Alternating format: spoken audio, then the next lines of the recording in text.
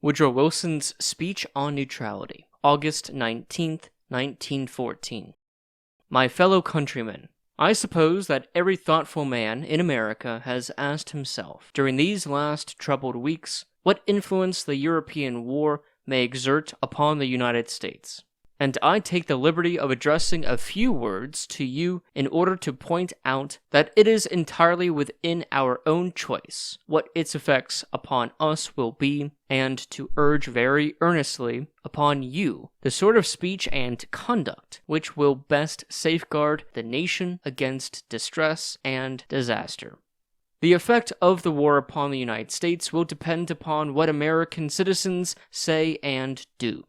Every man who really loves America will act and speak in the true spirit of neutrality, which is the spirit of impartiality and fairness and friendliness to all concerned. The spirit of the nation in this critical matter will be determined largely by what individuals and society and those gathered in public meetings do and say, upon what newspapers and magazines contain, upon what ministers utter in their pulpits, and men proclaim as their opinions on the street. The people of the United States are drawn from many nations, and chiefly from the nations now at war.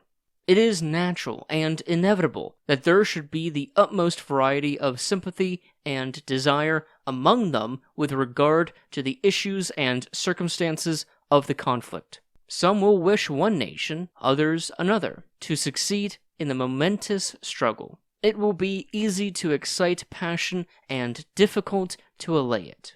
Those responsible for exciting it will assume a heavy responsibility for no less a thing than that the people of the United States, whose love for their country and whose loyalty to its government should unite them as Americans all, bound in honor and affection to think first of her and her interests, may be divided in camps of hostile opinion, hot against each other, involved in the war itself in impulse and opinion, if not in action. Such divisions among us would be fatal to our peace of mind and might seriously stand in the way of the proper performance of our duty as the one great nation at peace, the one people holding itself ready to play a part of impartial mediation and speak the counsels of peace and accommodation, not as a partisan but as a friend. I venture, therefore, my fellow countrymen, to speak a solemn word of warning to you against that deepest, most subtle, most essential breach of neutrality which may spring out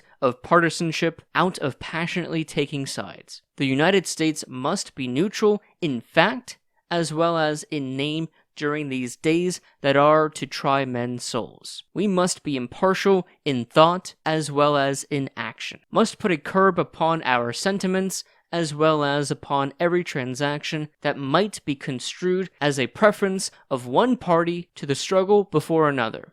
My thoughts is of America. I am speaking, I feel sure, the earnest wish and purpose of every thoughtful American that this great country of ours, which is, of course, the first in our thoughts and in our hearts, should show herself in this time of peculiar trial a nation fit beyond others to exhibit the fine pose of undisturbed judgment, the dignity of self-control, the efficiency of dispassionate action, a nation that neither sits in judgment upon others, nor is disturbed in her own counsels, and which keeps herself fit and free to do what is honest and disinterested and truly serviceable for the peace of the world. Shall we not resolve to put upon ourselves the restraints which will bring to our people the happiness and the great and lasting influence for peace we covet for them?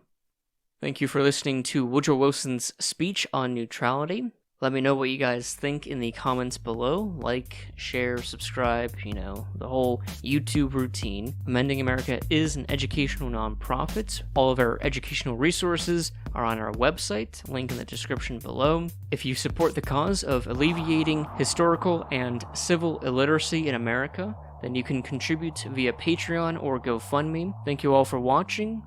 I hope you learned something new about American history, and I'll see you in the next video.